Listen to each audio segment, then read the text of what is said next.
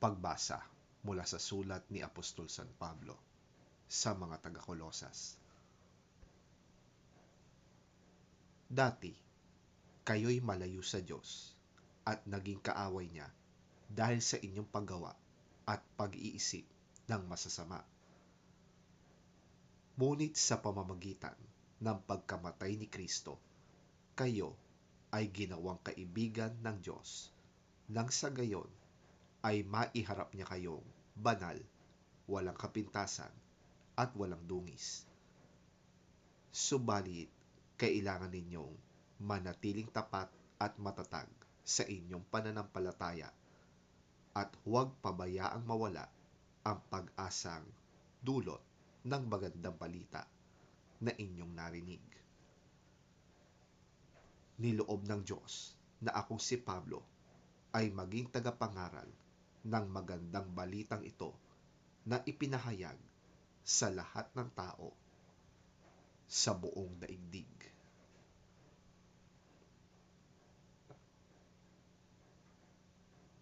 Ang salita ng Diyos. Salamat sa Diyos.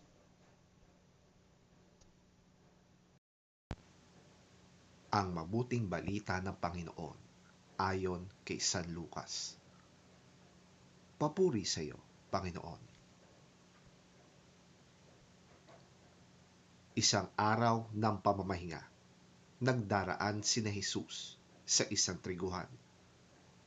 Ang kanyang mga alagad ay pumitas ng mga uhay ng trigo at kanila itong kinain matapos kuskusin sa kanilang mga kamay. Bakit kayo gumagawa ng bawal sa kautusan sa araw ng pamamahinga?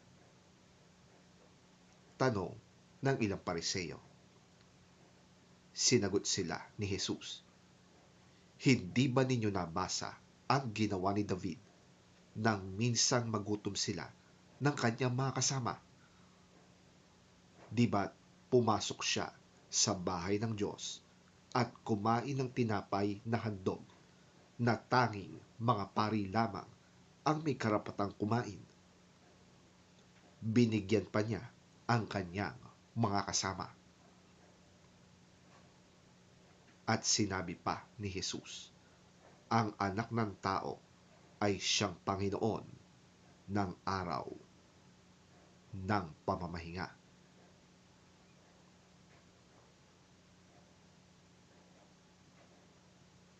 Ang mabuting balita ng ating Panginoon. Pinupuri ka namin, Panginoong Hesukristo.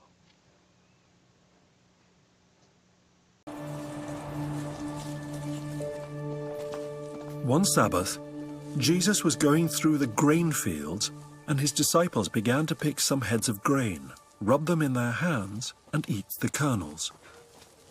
Some of the Pharisees asked, "Why are you doing what is unlawful on the Sabbath?" Jesus answered them, "Have you never read what David did when he and his companions were hungry? He entered the house of God, and taking the consecrated bread, he ate what is lawful only for priests to eat.